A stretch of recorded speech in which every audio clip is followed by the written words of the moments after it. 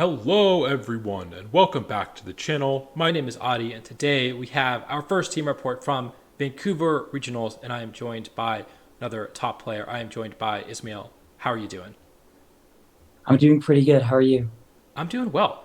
And so for those who don't know you, do you want to tell everyone a little bit about yourself?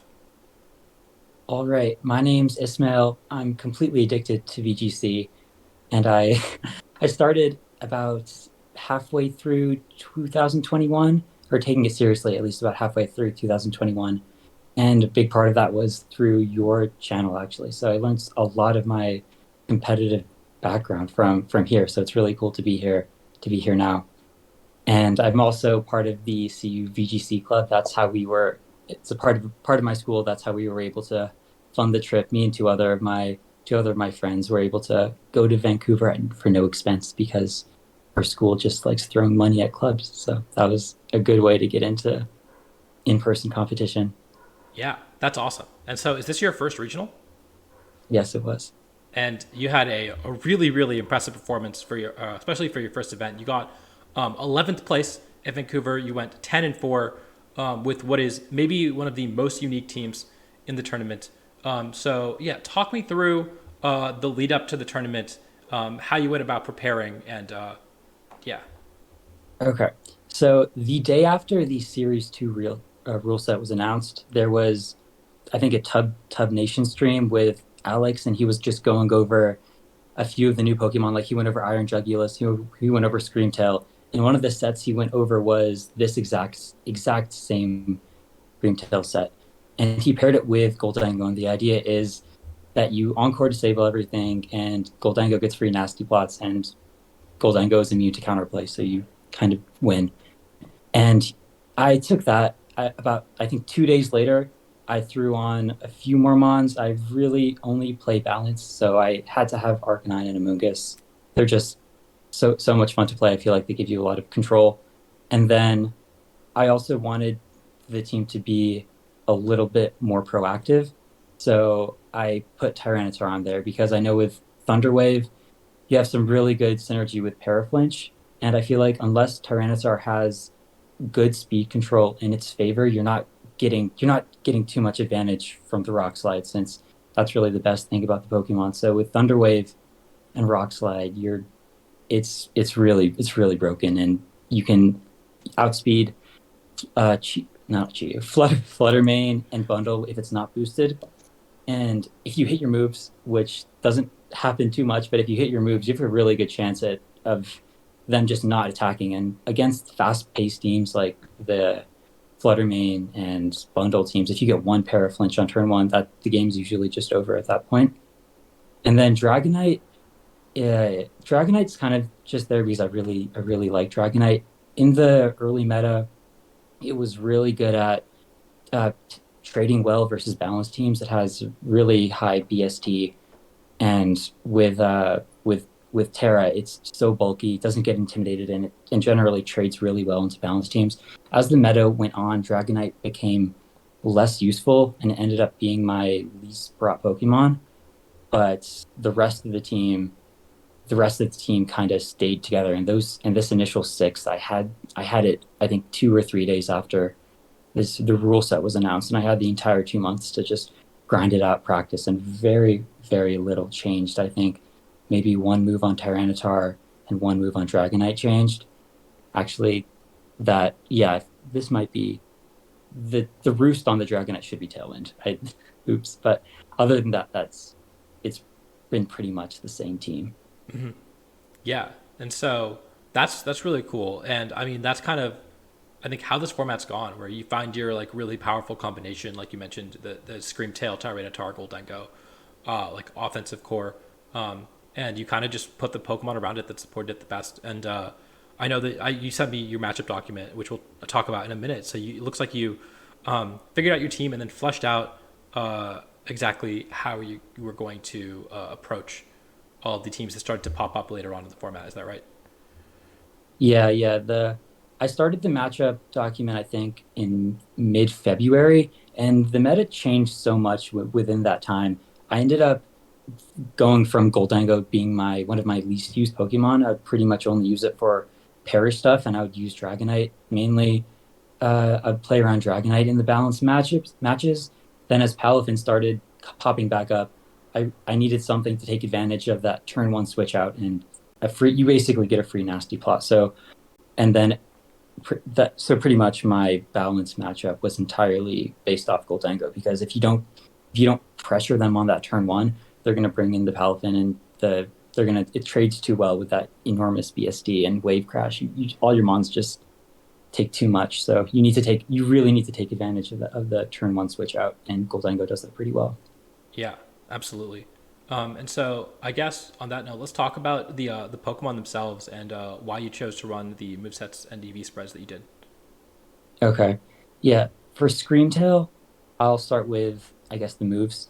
Dazzling Gleam, the main reason that is there is because it's its strongest special move and it does decent damage to Great Tusk. So you'll do about 30 to 40% with Great Tusk, which is very significant shit because the rest of the team doesn't hit Great Tusk that well, and that's definitely the team's worst matchup. So when as for attacking moves, I know Wolfie used Play Rough, but this team handles Roaring Moon and Tatsugiri pretty well, so I thought hitting the Great Tusk was the most valuable. And then some Encore Disable Screamtails drop Thunderwave for Protect. I thought Thunderwave was completely mandatory because you need it to be at least proactive in some sense. So if you're not on turn one, you can Thunderwave something, or if you don't really feel like Encore or Disable will get you much value, you can always Thunderwave something. And these games with this team end up being really long. So if you get a Thunderwave in the early game, it's gonna proc it eventually. You're gonna get value from it almost always. And then Encore Disable, it is it is kind of ridiculous why a Pokemon gets both of these moves at the same time. It doesn't make too much sense. I know in older metas you would have one Pokemon with Encore, one with Disable, and you combo them. But when they're on the same Pokemon, it can checkmate so many end games. And the best thing about it is it's like a free Dondozo matchup. I still do lose to Dondozo, but it makes the Dondozo matchup so good. Like at least almost any kind of Dondozo is at least 70-30 in your favor because the second they get into Dondozo, you can pretty much stop it from attacking. You can stop it from using its strongest move, or you can Encore into sub. Encore does go through sub too, which is really, really helpful. And then as for the EVs, I maxed out HP because it's supposed to be bulky. And then for speed, I wanted it to outspeed the Garchomp after it loses its booster energy. Well, while it has its booster energy, it outspeeds everything.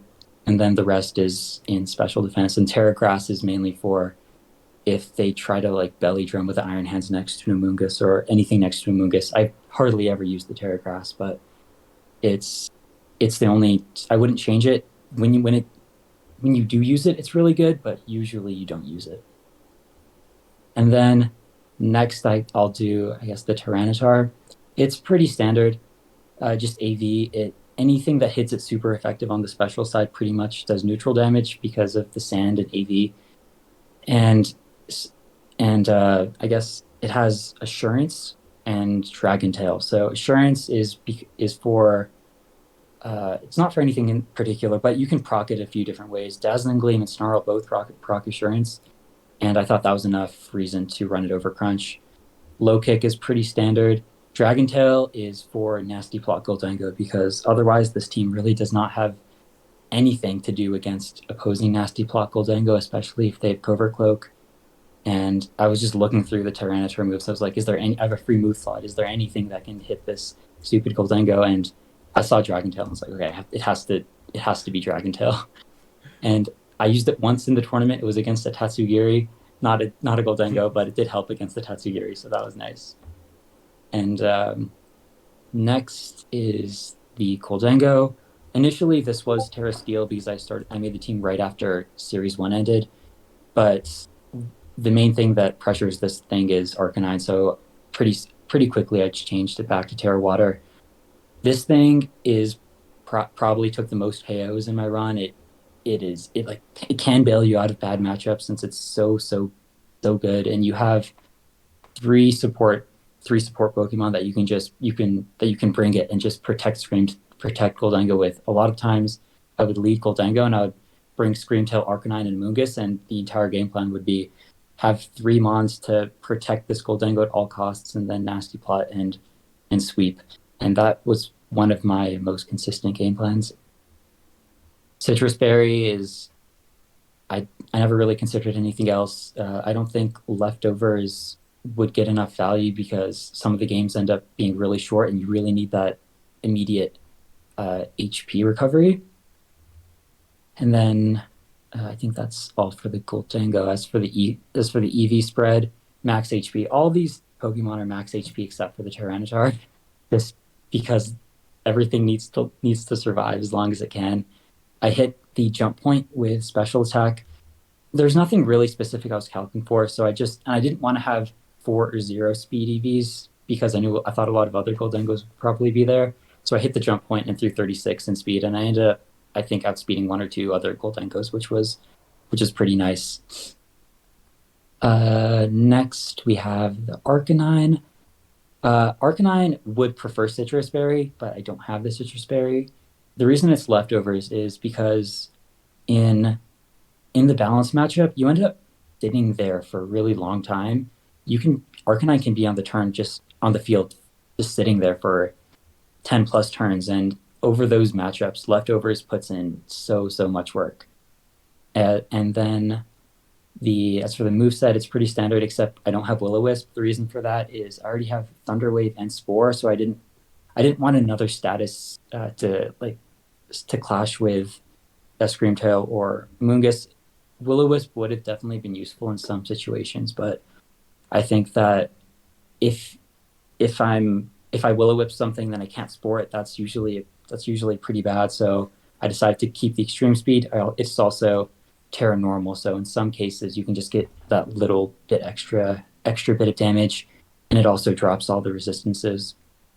Another max HP, surprise, surprise, and I maxed out the attack. This was because the team doesn't have that much damage. I have two Pokemon that do absolutely no damage, so I didn't want to go with a third full support. And the max attack does take a lot of people off guard. It does like 40% to Iron Hands, and if they Terra Grass, it's almost Okoing it. And I just need all the damage I can get with this team because sometimes you're just not trading well if you can't do damage, if you fall behind with Screamtail and Moongus on HP, it can be really hard to come back with. That was one of the big themes with this team. If you fall behind early in damage, it's just a really bad sign, especially if your opponent takes the first KO, because there's not that much comeback potential. You can't take big KOs really quickly. You need to kind of whittle your team down, maintain tempo, and then the longer the game goes, the higher chance you'll have of winning. And yeah, 12 speed EVs just because I don't that those could be anywhere, I guess. Next is the Dragonite. Right now it's Sharkbeak. This in hindsight, this was a mistake. I kind of had it there because when I was first using the team, Dragonite was mainly for the balance matchup. I would bring Screamtail, Arcanine, and Moongus, and I would kind of cycle around and put Dragonite in position and then just destroy everything with it. But that didn't work when Palafin started becoming meta. So the role of Dragonite kind of switched to a Tailwind variant. It's right. It should have Tailwind on there instead of Roost. Mm-hmm. But when I made that change, I should have swapped the Sharkbeak to Lumberry so you can set Tailwind in front of Talonflame. I also should have changed Inner Focus to Multiscale so you can set Tailwind in front of Iron Bundle. There's a little bit of anti-synergy with the Sandstorm and the Multiscale, but usually if you're bringing Dragonite or Tyranitar, they're both Terra Hogs, so you don't want to bring both.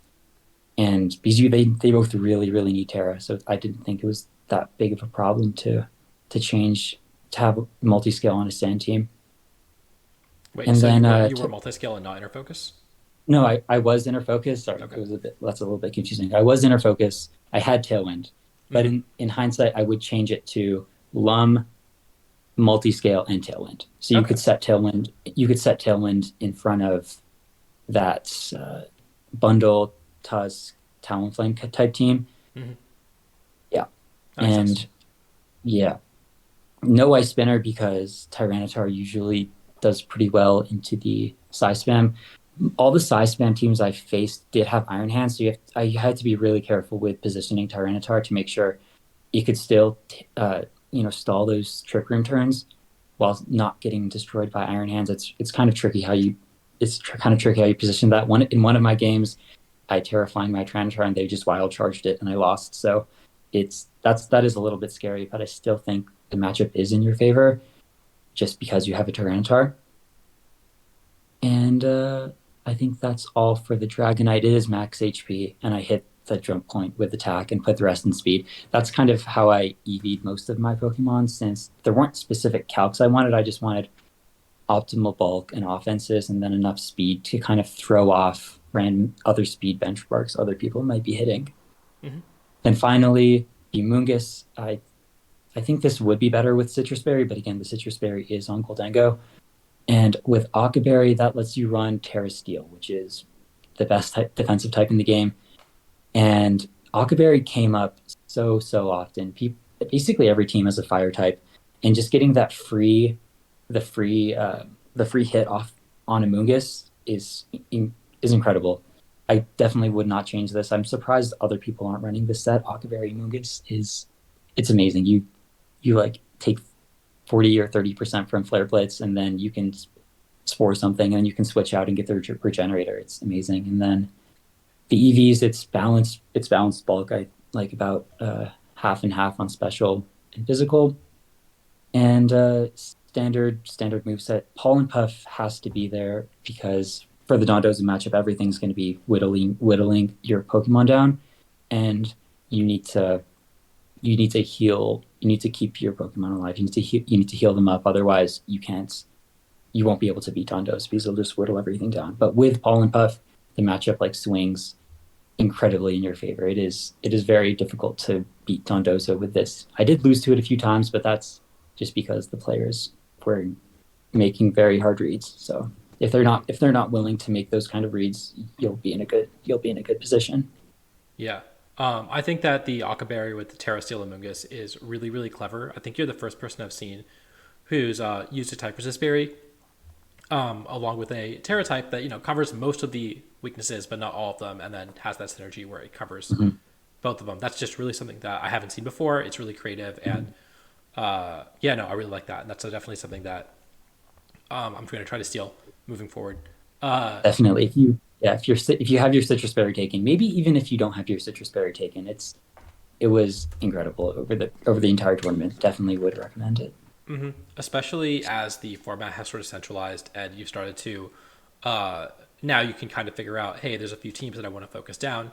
Maybe those type versus berries are going to start popping back up at Utrecht and Charlotte, and then we're switching Mhm. formats again. So it's not we're gonna have to figure it out again. One thing you can do is tear water with Yachi as well. I think it'll still activate on freeze dry, but that's Hmm. another that you can try with the Moongus if you're worried about freeze dry.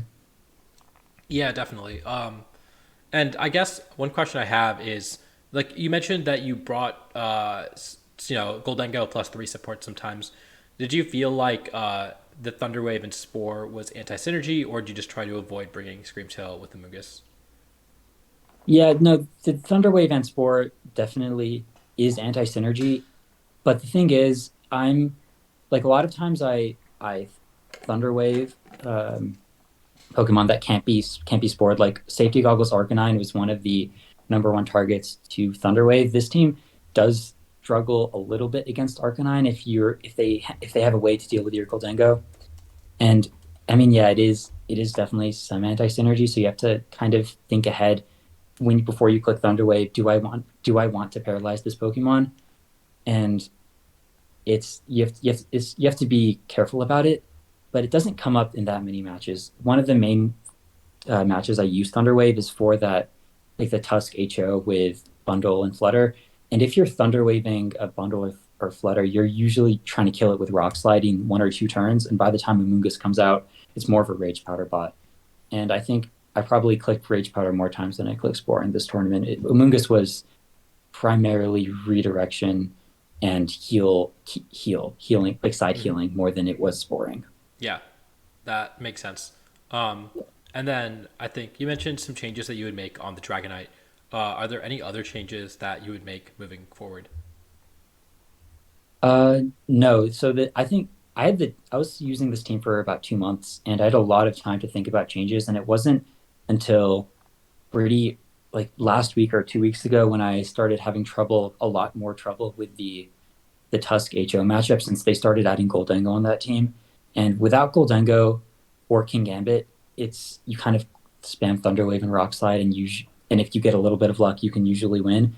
But when they have King Gambit and Goldengo, those the steel types, especially after they Terra, are a big problem. And you and I was realizing that if I don't have speed control throughout the whole match, I was playing on the back foot the entire time. So I wanted to pivot the Dragonite's role to more of a tailwind support rather than big damage, since Goldango kind of took the big damage role, and I needed a more speed control rather than Thunderwave, since Screamtail wasn't isn't surviving the entire game. They Hmm. usually prioritize it and kill it pretty early. So and the speed control is really important. If you're spending the whole game attacking second, no matter how bulky your mons are, you're just subject to so much variance, and you're not going to trade well. And it was a pretty big problem. That was my worst matchup. Yeah, that makes sense. And so I guess on that note, like you said, you sent me a document with how you approached a lot of the matchups. Do you want to? Obviously, a lot of the details are already here and kind of self-explanatory, but were there a couple Mm-hmm. matchups that uh, you want to talk about, maybe that have a little more nuance than just what's on the sheet? Yeah. Okay. I'll start with the Dondozo matchup because that's the best thing about this team. If you're going to run this team, just probably the main reason would be to have just an incredibly good Dondozo matchup.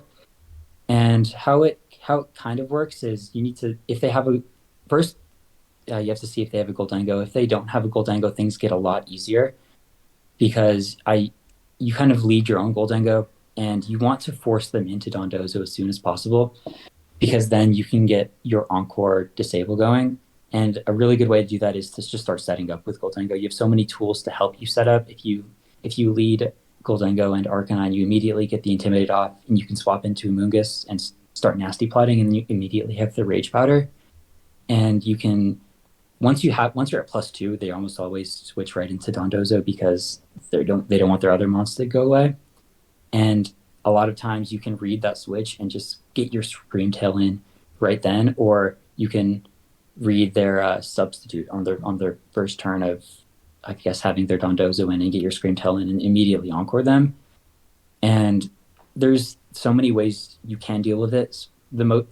I guess the most straightforward way would be to just cycle Intimidates and keep a cycle Intimidate and Regenerator, you and just heal yourself up. If they if they go for like a if they go for order up, you can protect with a Moongus next to, or you can protect with a Moongus or Arcanine next to Screamtail, and no matter who they target, it won't give them the attack boost, and you can immediately disable that. So order up is one of the best ways to kind of counteract the intimidate spam, but with disable, you can just bait it out, uh, bait the order up out, disable it, or if they go for a move that's not order up, you can just encore them and then keep cycling your intimidates. And even if you don't have a mon that can damage Tondozo too hard, in open, I mean, in if you're playing on cart, you can timer stall them. So a lot of times you maybe take a KO in the early game, and then they can take a KO with Wave Crash or something, because it is pretty hard to switch into Wave Crash, especially if you're trying to intimidate cycle. But if you're at 3-3, you can you can keep the Dondozo at a relatively low health and just encore them into a substitute or protect the entire game and stall the entire game out, and while just making sure your three Pokemon are at full HP, and you'll win that way. Or you can just intimidate cycle and then hit them with Dragonite or Goldengo. And if they do have Goldengo, it is a little bit more tricky. So you need to lead Arcanine, and you need to really hope that your Arcanine can deal with the Goldengo. Hopefully they're Terra Steel. If they're Terra Steel, that's it's usually fine. If they're Terra Water, maybe Specs, you need to snarl them down and kind of soak damage with either Amoonguss or Protects, and then whittle it down. It's a little bit more tricky. Thankfully, in the entire tournament run, I didn't run into any Dondozos that had Goldengo, which was really fortunate. Besides that, once you get rid of the Goldengo, it's just spam Encore Disable and keep them either substituting or protecting or clicking moves you don't want them to click. Like a lot of times I would Encore them into Earthquake, and I would have my Moongus and like a Terra Grass Screamtail or just regular Terra Screamtail, and that move is not doing much damage. And then I already touched on the balanced Palafin matchup before, but that team was really popular going into this tournament. I saw in I think one of the European regionals, it might have been Bochum, that in the top 16 there was like 5 or 6 balanced teams in a row, all with Palafin or something. They all looked exactly the same, and I was really hoping Vancouver would look something like that, because with Goldengo and Dragon Tail T-Tar, you can lead Goldengo and T-Tar and Nasty Plot Dragon Tail, and there's pretty little they can do about it. They can try to get some damage off, but you can always heal yourself back up with a Moongus. And it's a pretty sick line, just Dragon Tailing them out and spamming Nasty Plot, then getting into Goldengo or getting into a Moongus and clicking the Make It Rain button. That was a lot of fun. Garganackle is also a really good matchup. I was disappointed that it kind of fell off. It was really popular when I was initially preparing, and Screamtail completely ruins it. You bait out the Salt Cure on turn 1, disable it, and then it does nothing, and it's free setup for Goldengo. The most tricky one is when they have an opposing Goldengo, but Dragon Tail Tyranitar does help with that matchup a lot, since if they decide to just make it rain, that you take probably 40% with Tyranitar. It really doesn't do much. AV Tyranitar is so bulky. It's more bulky than AV Kyogre, which is just crazy. And then my worst matchup is the Tusk Talonflame stuff. You have to sacrifice something. The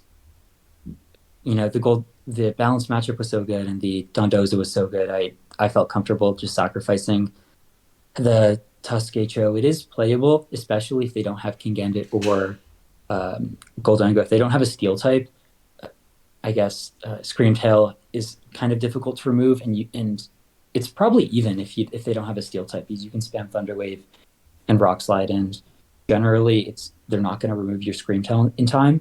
Mm-hmm. But if they have a Goldengo or a King Gambit, it becomes much harder. Against Goldengo, you really need speed control, so that's what the Tailwind on Dragonite is for. And against King Gambit, you really need to preserve your Tyranitar, because low kick is the only way to force Terra on King Gambit. Mm-hmm. And one thing that happened a lot throughout my matchups is this really, really ugly mind game when you have a Tyranitar in front of a King Gambit or a Tyranitar in front of another Tyranitar, and you both have low kick. You both see that you have low kick, and the Tyranitar's Rock Slide, and you both have Terra Flying. And Tyranitar is usually faster than King Gambit, so if you risk the low kick, you might just drop immediately, and that's a horrible trade. But it's so easy for the opposing player to click Rock Slide instead and read your Terra, and then suddenly you wasted your Terra, you're taking super effective from Rock Slide, and you're getting flinched. And that mind game is something I really, really wanted to avoid and opt out of, especially when there's another Tyranitar. When there's a King Gambit, it's a lot safer since they don't have Rock Slide. But it's just a really, really ugly mind game, and I did not want to play that. And my opponents really didn't want to play it either. A few times throughout my matches, the mind game would come up, and if you're playing someone that you don't know much about them, and no one knew anything about me, they're usually going to go with the safer Terra Flying.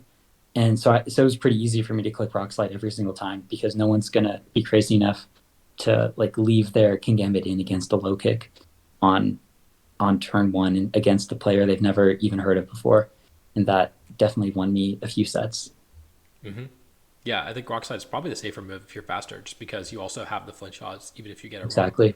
Um, Exactly. Yeah. but yeah, that's definitely an annoying point of volatility. And it's interesting that you mentioned that Great Tusk was a rough matchup. When I remember looking at the top cut and seeing, I think what there's six Great Tusks in top eight. There's six of them. Yeah. Um, Yeah. and so it really was like all over this tournament. It was And everywhere. I mean, you can see like the second place team has the King Gambit, but I guess the other ones Hmm. don't have, and of course the Sun team, which is a little different, also had King Gambit. Hmm. But yeah, Yeah. other than that, not a ton of King Gambit, so maybe a little more manageable. Uh, but Hmm. but yeah, it definitely. I mean, it worked out for you.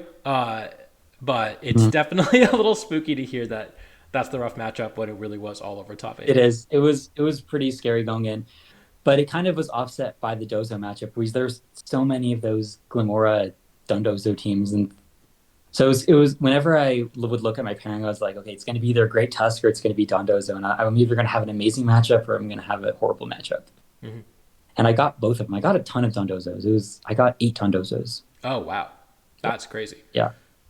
Um, And I didn't even win all. I won 5 of them because like when you're playing against a really good player, they can win and they're going to make hard reads to get out of that position. And I guess I just didn't adapt well enough.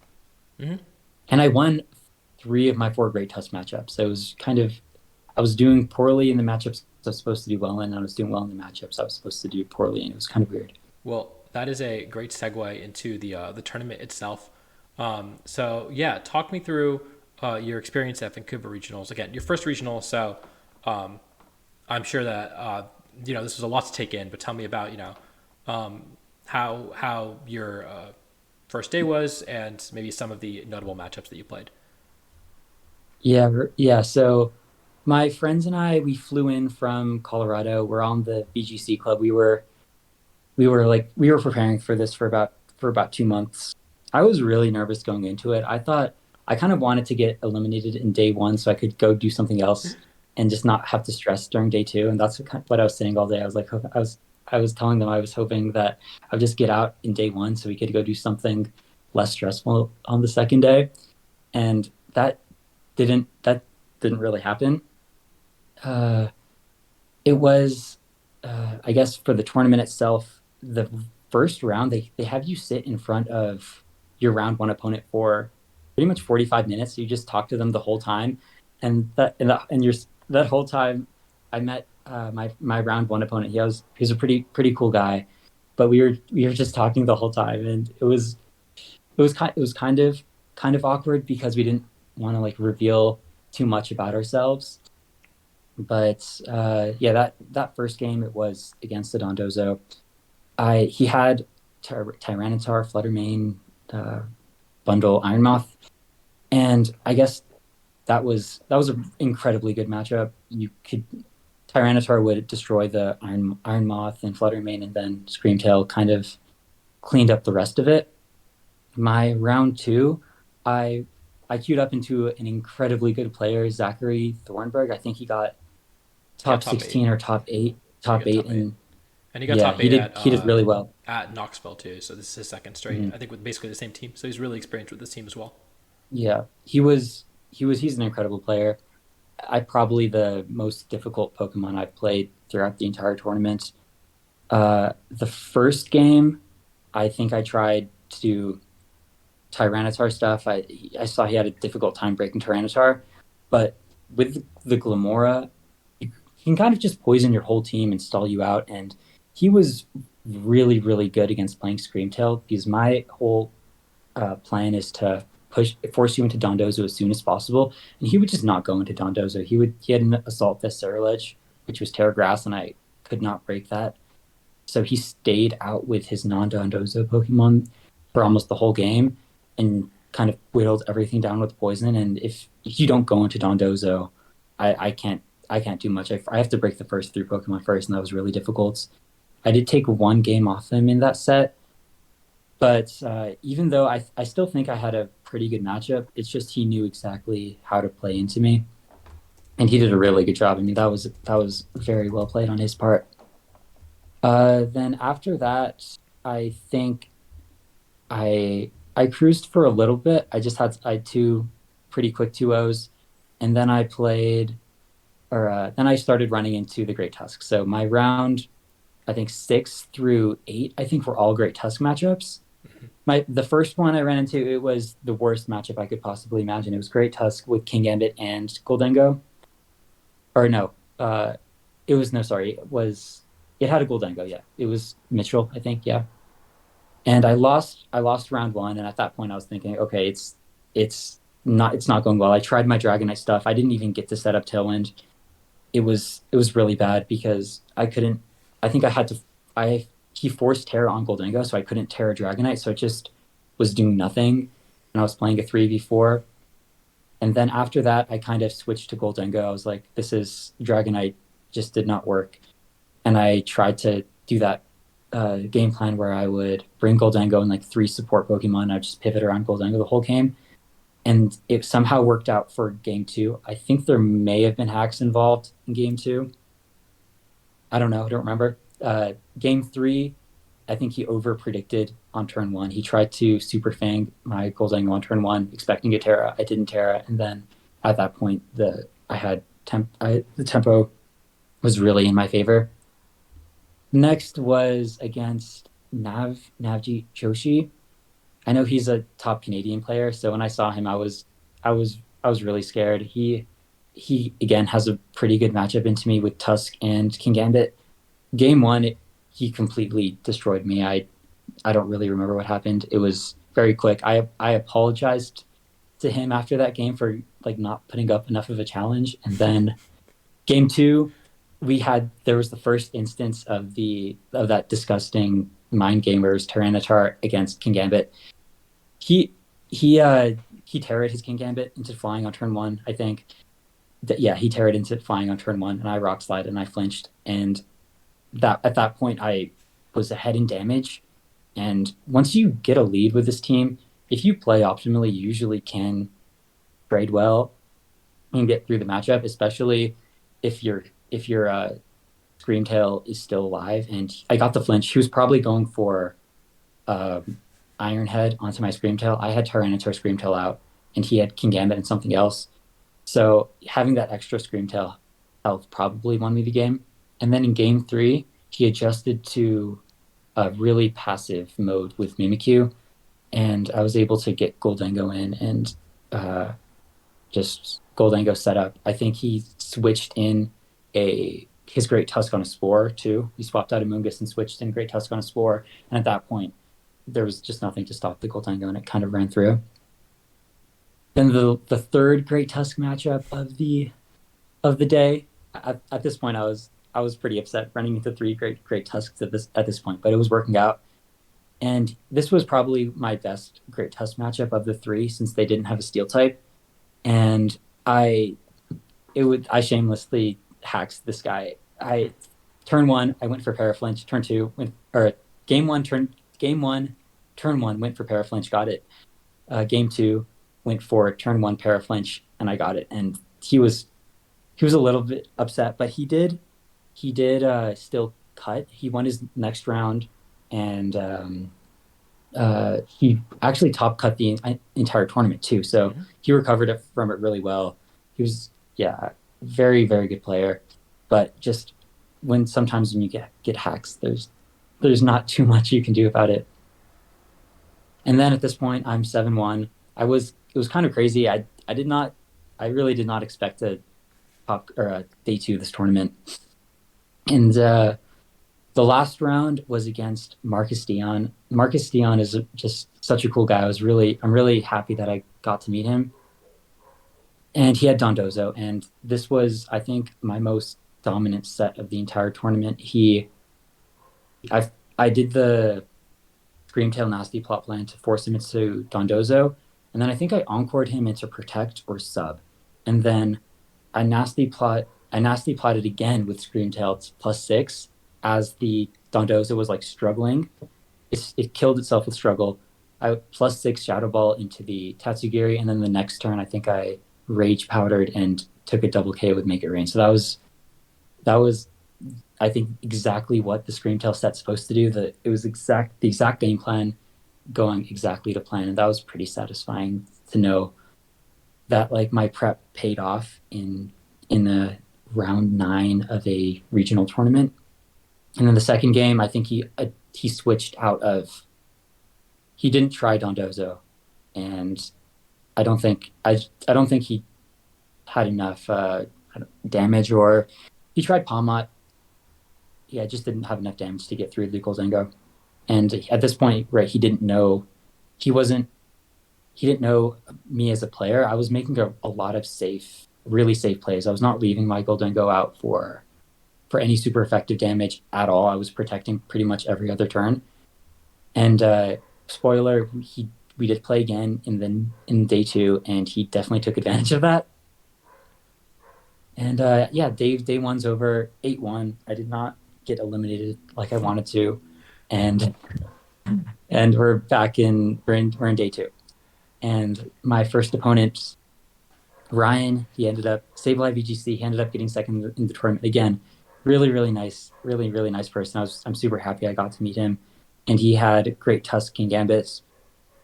Pretty rough matchup, I'd say. Again, game 1, again, we had the mind game where it's Tyranitar in front of King Gambit, and they have to either Terra or not Terra in front of low kick rock slide pressure, and he did Terra, and I did flinch. So at that point, game 1 pretty much over.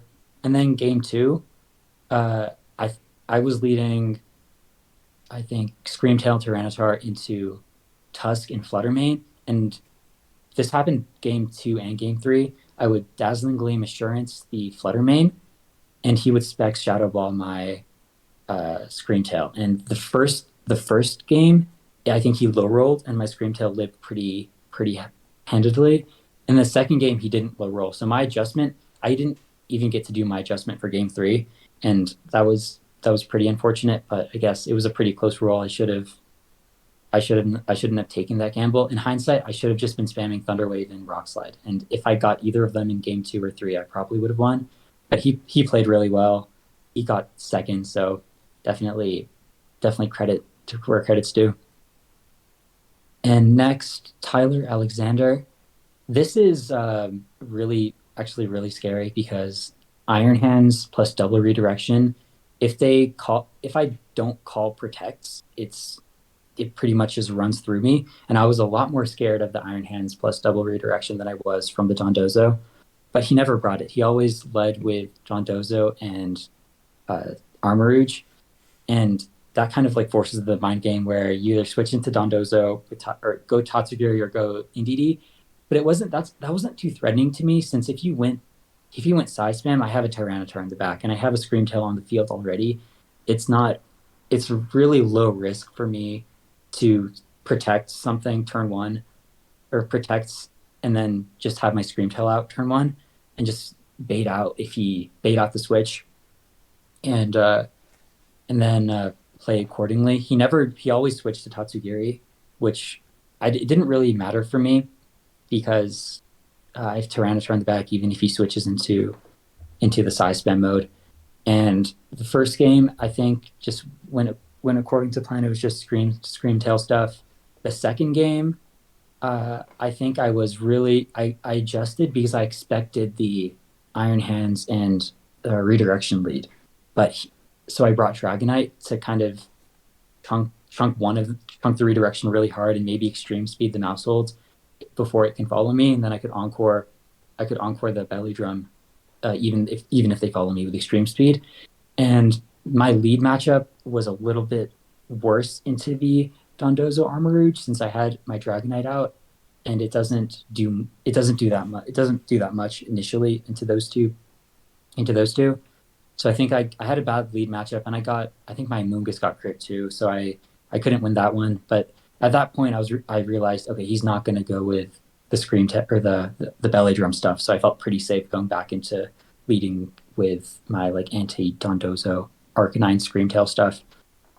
Then my next 2 matches were both against Dondozos that I had played in day 1, and against both of them, they already knew that I played really passively, and they definitely adjusted to that. Whereas I didn't really adjust anything. I just continued playing my play style, and it really, really punished me because in at least three of these four games, I got hard red on a protect where I protected my Goldengo and they doubled the other slot. And and they're both really good players. Once they have an advantage, both Zachary and Marcus, they're not gonna throw it away. They're gonna play optimally and finish the game out. I was a bit like disappointed after those two because those are supposed to be good matchups, and I just played way too passively and got hard red. But I mean, they played really well. They definitely deserved it, and they both did really well. So I'm really happy for them. They were both really nice to talk to. I'm glad I met them, and I think all the sets we played were really fun too. And then my final match, I'm 9-4 at this point. I the pressure's off. I'm eliminated. So I think after the pressure was gone, I probably played my best Pokemon of the whole tournament. This was against another Dondozo, but this was the first person who realized to not bring the Dondozo into Screamtail. So he just went with the Indeedee Armarouge Iron Hand stuff, and it was pretty difficult to break. He had Taunt on his Tatsugiri, which really shut down my Mungus and Screamtail, and it came down to so many reads. Like the entire set, pretty much every turn was a read, and it was very close. I think in the end, the game three, I brought Goldengo. The first two games I didn't bring it. In game three, I just thought, okay, we need to. These are too close. I can't rely on Tyranitar to beat this because of the Iron Hands. So I think I got Goldengo into position. I think under Trick Room, while they had Indeedee and I think Iron Hands out, and it just one nasty plot's really all you need to win with Goldengo because then you just spam Make It Rain and you do too much damage for them to come back. And I was able to win that last one. Ian Lee also a really nice person. I'm glad I got to meet him. So many my opponents were also so nice, and I'm really happy that I got to meet all these new people. Yeah, that's awesome. I mean, that's just been my experience at VGC events in general. It's just so many awesome people that you get to meet. Mm-hmm. And Obviously, I think events are a lot more fun when you're winning, as you were. You went Yeah. 10-4 overall, so top 16, and just a really really impressive performance. You played a lot of really really good players, and your team is super cool.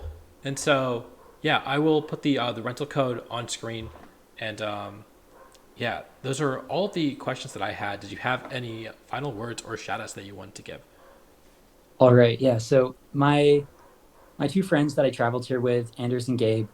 Gabe was the one that started the club at my school, and that was it takes a lot of work because you have to go through all the university garbage to get the funding, and it was a really ton of work for him, and he did all of that. So I'm really thankful for him. He also made my entire team because I don't know how to like EV train Pokemon in teams or anything. I haven't even I didn't beat Sword or Shield, and I don't know how to do any of that. So he made my team for me, which was which was incredibly helpful. So thank you to him.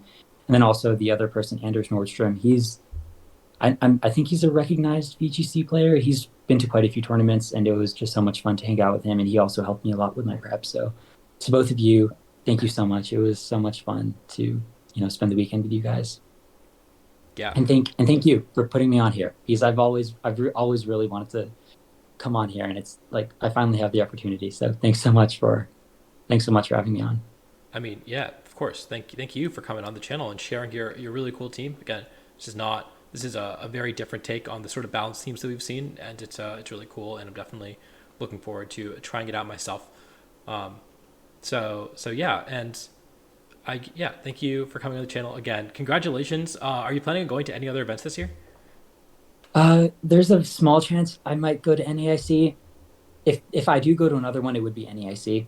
So low chance, but it is possible. It would be a lot of fun. Are you? Yeah, you'd probably go to be there, right? I've got a couple other events, but yeah, I'll definitely be at NAIC. I think if you can go to one event in a year, I tell all the new players this: you should go to NAIC because Like you said, you talk about how you wish you got knocked out and you got to explore Vancouver and hang out with everyone. NAIC, a fraction of the players will make day two, but you start playing on Friday, right? So you get on Thursday and you kind of just get to meet everyone, hang out, check in. Friday you play, and if you get knocked out, it's fine because you have all of Saturday and all of Sunday to just meet people. You get to meet all these great players from all over the world, not just North America. And so I love NAIC. It's my favorite event, even Hmm. though if I've never actually Yeah. made day two at Yeah. NAIC, I've always just had such a great time. Hmm. So definitely would recommend if you have the opportunity. I will try. Yeah. The community is so nice in general. I feel like we're really lucky. Yeah, it's great, and I don't think that I'd be doing what I'm doing without the Pokemon community and having it be as welcoming and as as fun as it is. So yeah, that's all I got. Thank you all for watching, and definitely recommend that you try this team out. And until next time, I will see you all later.